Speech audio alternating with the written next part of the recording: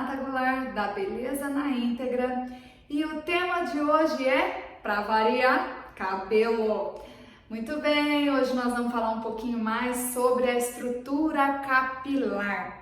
Em outros vídeos, com certeza vocês já devem ter assistido como é que nasce o cabelo, toda a anatomia da pele, a sua fisiologia, né, como é que funciona, todo o funcionamento celular, de todo o processo de nascimento e crescimento de um fio de cabelo. E agora nós vamos falar um pouquinho sobre tricologia, sobre fio de cabelo. No entanto, hoje nós vamos falar mais sobre a estrutura capilar, mas por dentro do cabelo.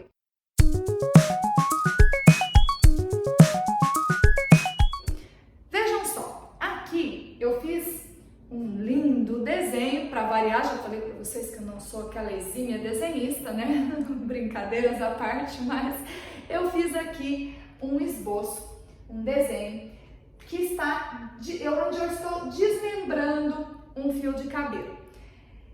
Nós sabemos, nós tricologistas, coloristas, cabeleireiros, terapeutas capilares, nós já sabemos que o fio de cabelo é dividido em partes.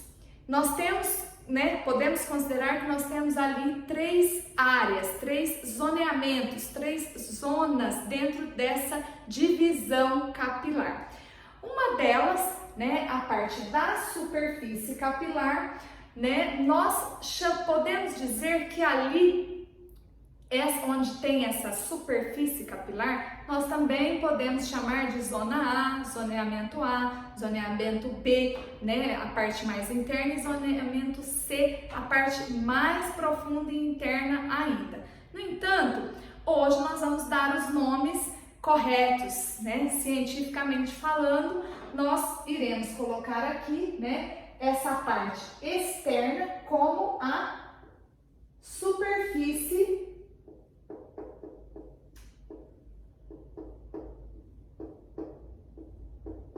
capilar, tá? Então essa parte onde nós temos a superfície capilar é onde nós encontramos as tão faladas e tão importantes escamas ou cutículas do nosso fio de cabelo. Então nós podemos chamar de superfície capilar, tá? Ou também podemos chamar de cutículas.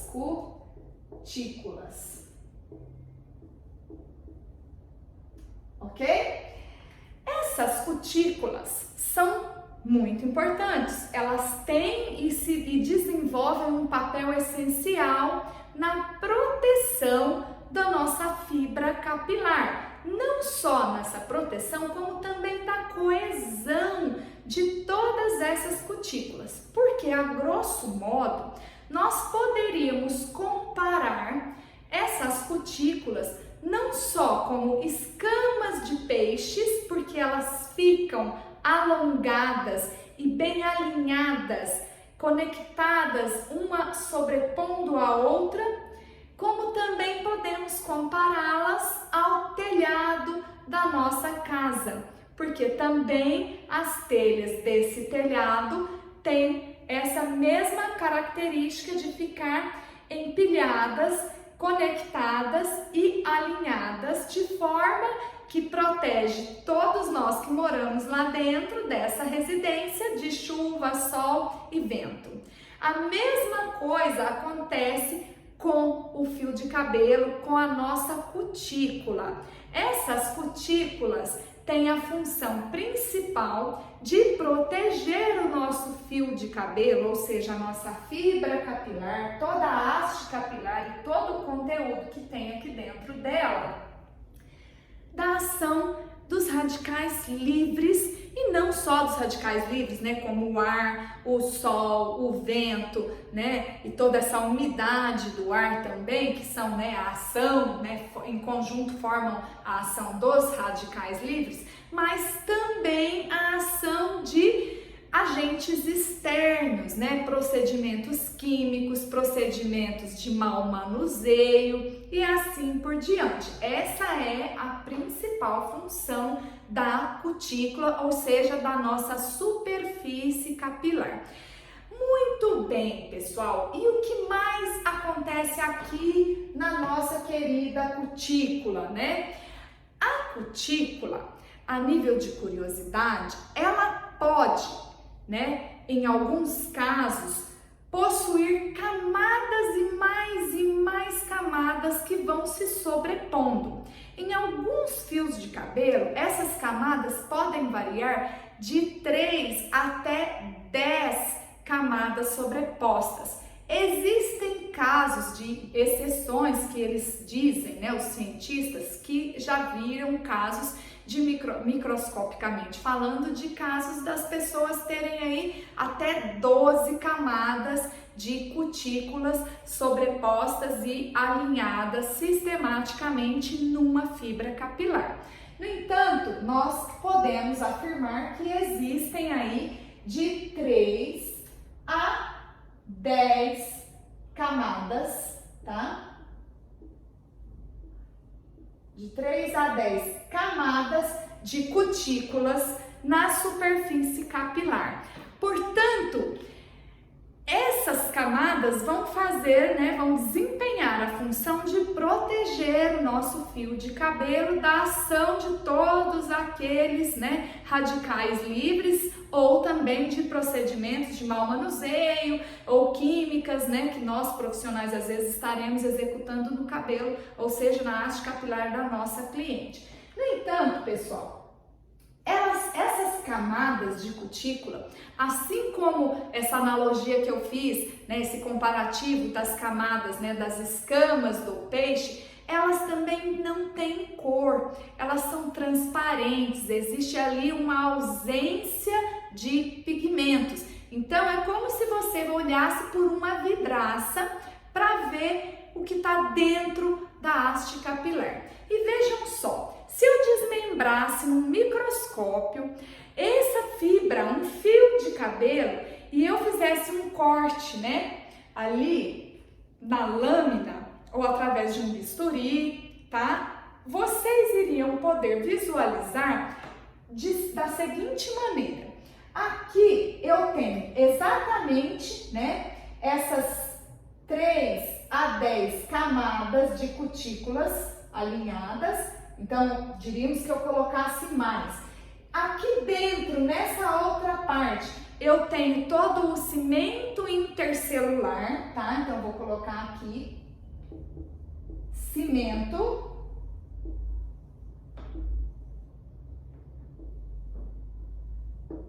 intercelular. Esse cimento intercelular, ele é responsável por dar a coesão de todas as fibras e feixes de fibras e de todas as escamas da cutícula, tá? Ele é como se fosse um cimento de construção civil, um exemplo, a grosso modo, tá? Onde eu vou ter a unificação, a coesão mesmo de todos os outros componentes do nosso fio de cabelo. Então, o nosso cimento intercelular, ele é extremamente enriquecido com 19 aminoácidos diferentes, em sua variedade, eles vão formar a nossa principal proteína capilar, que é a nossa queratina.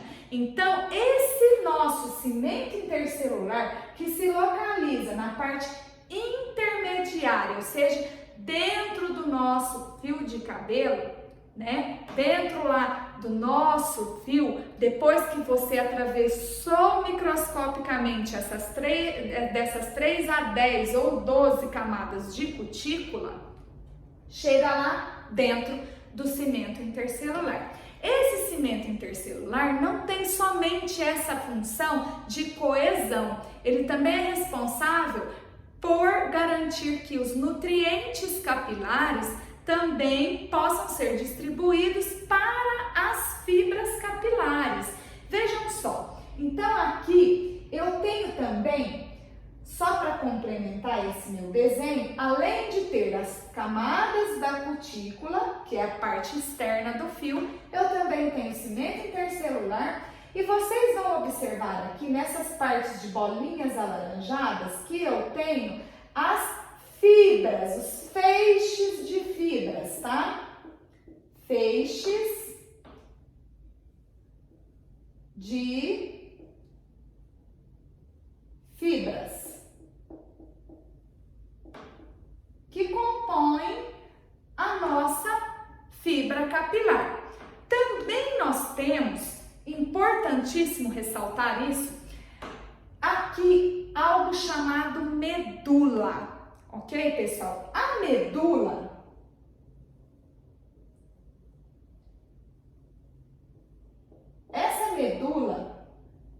ela no corpo humano, ou seja, no fio de cabelo humano, ela não tem um papel, né? Ela não consegue, ela não tem ela não desempenha um papel, ou seja, uma função específica, não nos seres humanos. No entanto, ela pode estar ou não presente em alguns fios de cabelo. O fato é que em alguns cabelos de espessura mais, né, espesso mesmo, mais grosso, ele pode ser encontrado, né, pode haver ali a presença da medula. Em outros casos, em casos de cabelos mais finos, dificilmente você vai encontrar a presença de medula, mas isso não significa que um fio fino não tenha medula, pode acontecer de vir a ter ou não. No entanto, o que eu gostaria de ressaltar e deixar bem claro é que nos seres humanos, esta medula, a presença dela dentro do nosso fio de cabelo não tem uma importância tão específica quanto nos animais. Um exemplo disso, tá? É que nos ursos polares, tá? Eu sempre costumo pegar o exemplo dos ursos polares, ele também está presente em pelos de outros animais, mas por que eu sempre ressalto e cito como exemplos os ursos polares? Porque nos ursos polares, a função principal desta medula, tá? É uma função termoativa, ou seja, ela tem uma função de isolante térmico. Ela vai proteger através de toda aquela pelagem o urso polar daquele inverno rigoroso da região onde ele vive, daquele habitat natural que é considerado muito gelado para aquele animal. Então, naquele animal ela tem uma função, nos seres humanos ela não desempenha essa função de isolante térmico. No entanto, fazendo uma analogia, um comparativo, nos seres humanos, onde é encontrado essa medula, ela possui uma característica esponjosa. As fibras são esponjosas, às vezes até com buraquinhos, ou seja, rupturas espaçadas durante essa trama, assim na linha dessa trama dessa medula, e ela não é tão grande, ela não ocupa um espaço tão grande dentro do fio do cabelo. Já no urso polar, ela ocupa um espaço gigantesco, porque é mais importante para aquela pelagem ter uma medula com um papel, com uma função de isolante térmico, do que ter um pelo com uma parte de cimento intercelular maior ou com uma parte de cutículas e camadas maiores, mais numerosas do que no ser humano. No entanto, o que nos interessa são os nossos fios de cabelo do ser humano e não do urso polar. Portanto, voltamos à nossa principal, fonte de conhecimento aqui, que seria então que a nossa medula pode sim estar presente no ser humano, como também pode não estar presente. E no nosso caso, não tem nenhuma função. Agora, ao contrário da nossa medula, o cimento intercelular, ele realmente desenvolve um papel significativo regenerativo no nosso cabelo. Como eu já falei agora há pouco, ele precisa de 19 aminoácidos para formar aquela nossa principal proteína, que é a queratina do nosso fio de cabelo. Mas não é só isso. Ela também ocupa um espaço bem significativo dentro do nosso córtex, ou seja, dentro do nosso fio de cabelo, ele chega a ocupar em torno de 2/3 do espaço dentro do nosso córtex, dentro do nosso fio de cabelo. Mas por que isso? Primeiro, ele é que vai fazer toda a junção dos feixes de fibra. Imagina que todos esses canetões fossem os feixes de fibra que eu tivesse dentro do meu fio de cabelo. No entanto, a minha mão está aqui fazendo essa coesão, essa junção. Eu consigo, através das minhas mãos, fazer com que eles se mantenham unificados. Diríamos que eu não tivesse nada, simplesmente nada. Se eu soltasse, o que iria acontecer? Eles iriam cair. A mesma coisa aconteceria se não existisse o cimento intercelular, com toda a sua riqueza nutritiva, com toda a sua habilidade de coesão capilar, para fazer essa coesão de quem? Das fibras, dos feixes de fibras. Você está falando tanto desses feixes de fibras, mas você não explicou nada sobre eles. Então vamos lá que eu vou começar a explicar sobre eles agora.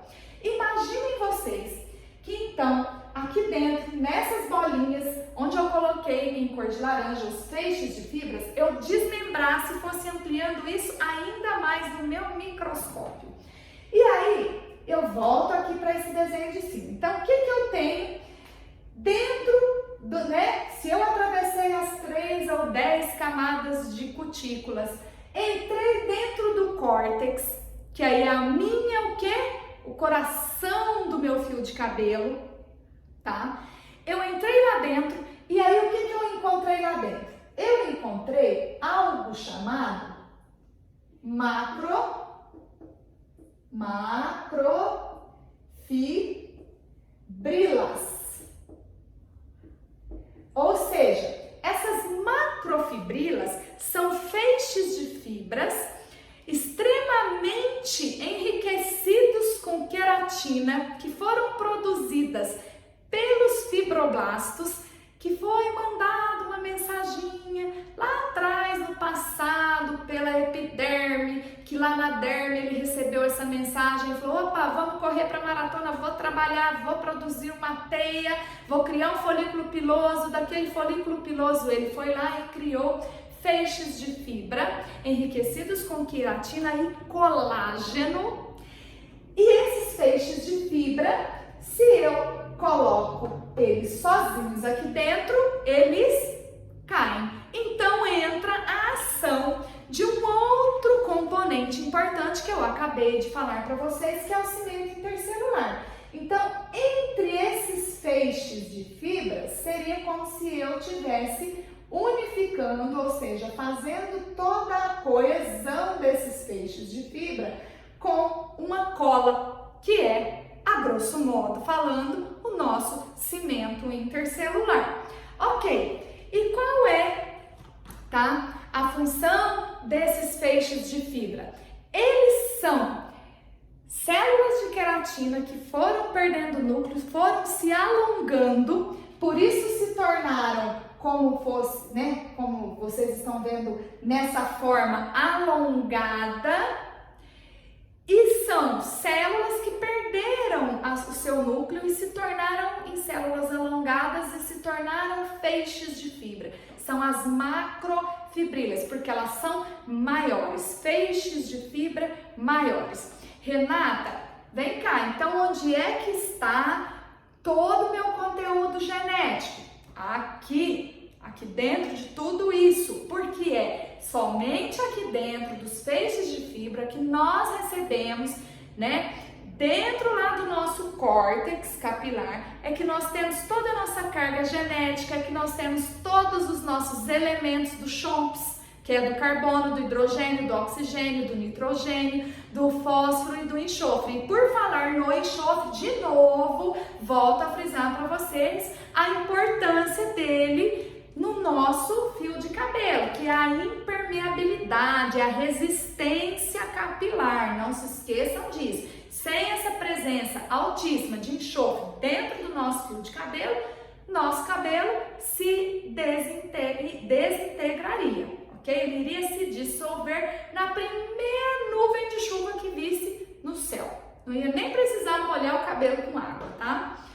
Vejam só, então as microfibrilas estão carregadas também com conteúdo genético, elas também estão carregadas com todo o nosso,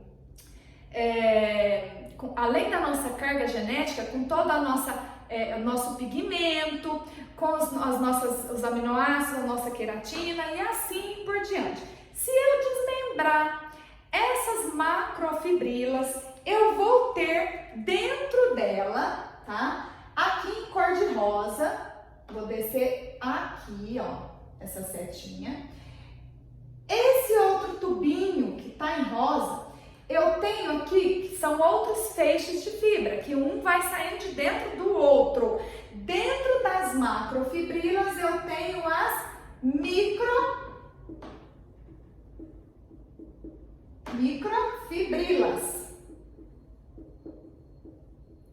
Essas microfibrilas também recebem essa mesma informação genética, essa mesma sistemática toda que acontece dentro do nosso fio de cabelo, tá? Desde lá da nossa papila dérmica, que mandou através dos capilares sanguíneos todas as informações necessárias, os nutrientes necessários, para que junto com o cimento intercelular, junto com as cutículas, lá dentro do córtex, tudo isso fosse possível de estar acontecendo. Essa engrenagem é extremamente perfeita.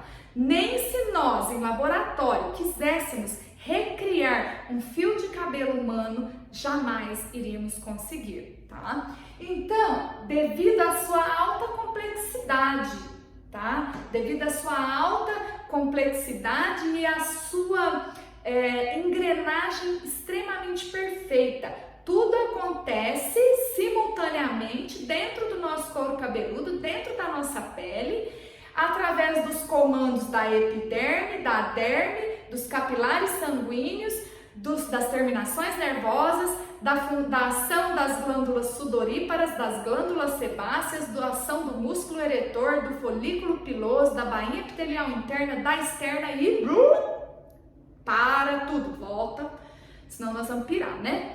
Volta aqui, gente. Então, tudo isso por isso que eu estou dizendo, para você recriar isso num laboratório, dificilmente. Primeiro que nem quimicamente falando nós teríamos a capacidade, a condição de juntar todos aqueles elementos químicos e fazer com que surgisse ali na proporção certa, na medida certa, essa receitinha aqui que só Papai do Céu que faz, gente, não tem jeito, tá?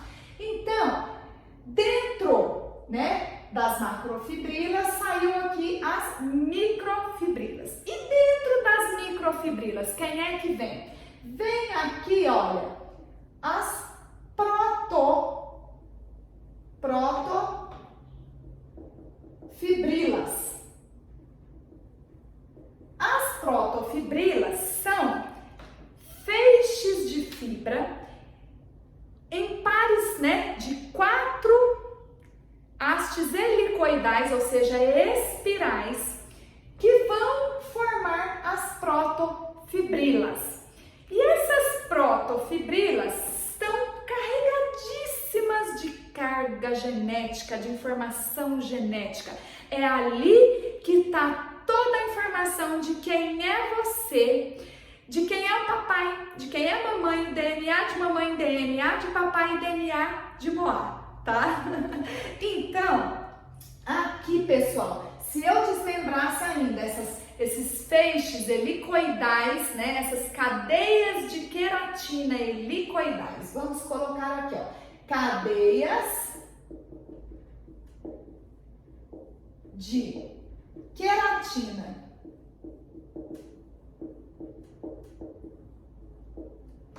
helicoidais ou espirais, tá?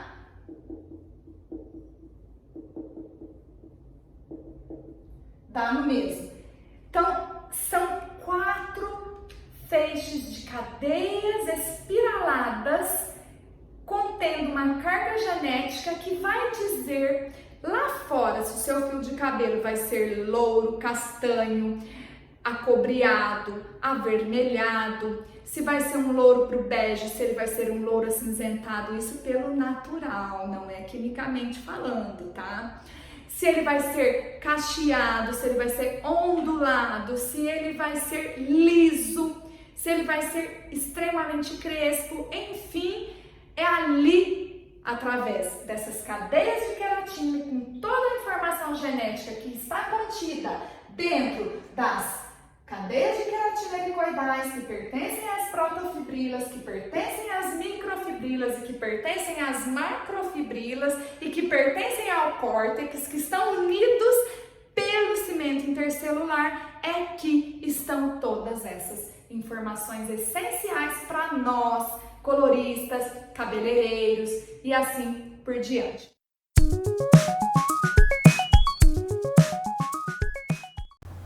E se eu pudesse navegar de uma forma microscópica dentro de uma dessas hastes helicoidais, como nessa imagem aqui, eu iria visualizar essas ligações das cadeias de queratina que são responsáveis por sua coesão.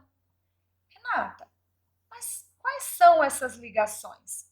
Bem, eu tenho as ligações de hidrogênio, que são aquelas que se rompem, ou seja, são desagregadas pela água ou fonte de calor, do tipo de secador, chapinha, babyliss, etc.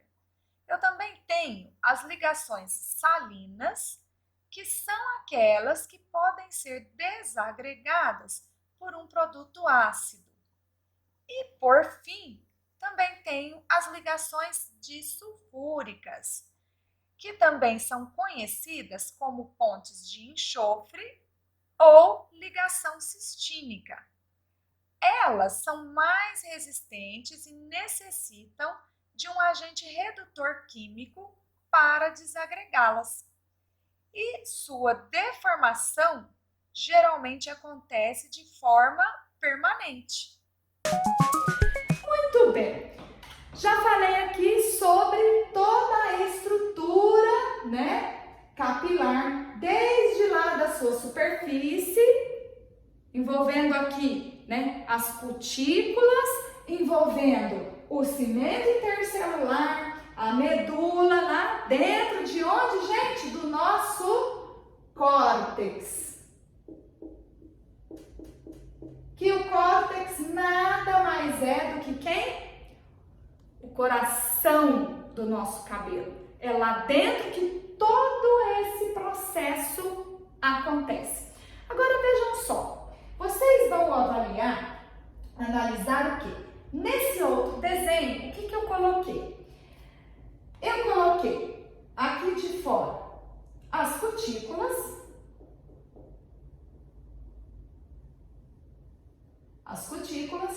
aqui dentro, você vai ver em laranja, né? Eu vou pôr feixes de fibra, porque esses feixes de fibra, quando eu falo em feixes de fibra, pessoal, eu estou englobando as macrofibrilas, as microfibrilas, as protofibrilas e toda essa cadeia de queratina helicoidal que contém o nosso DNA, a nossa carga genética, que contém as pontes disulfúricas, tá? Então, eu estou condensando tudo dentro dos nossos feixes de fibra, tá bom? É só para simplificar um pouquinho mais, porque eu vi que vocês já acompanharam todo esse processo lá em cima. Mas o mais importante de tudo isso foi o que eu quis mostrar nesse desenho. Se vocês puderem dar um zoom aí no celular para vocês analisarem, que eu coloquei exatamente aqui, ó, em alguns casos, um aglomerado de pigmentos, tá? Então, eu tenho aqui, olha, os pigmentos naturais do nosso fio de cabelo. Como é que esses pigmentos foram parar aqui dentro, gente? Simples. Lá atrás, quando, né, a papila dérmica recebeu o comando, a informação, produz aí, por favor, cabelo, uma haste capilar aí dentro, né, do folículo piloso, aí nas bainhas epiteliais internas e externas. O que a papila dérmica fez? Botou o batalhão dela todo para trabalhar. Queratinócitos de um lado produzindo queratina, células de queratina, melanócitos produzindo melanina, e esta melanina é que veio dar origem aos nossos pigmentos. Esses pigmentos naturais podem ser encontrados dentro de todo o nosso córtex de maneira espalhada. No entanto, existem aqui, eu coloquei bem de uma forma bem lúdica para que vocês pudessem analisar que existem dois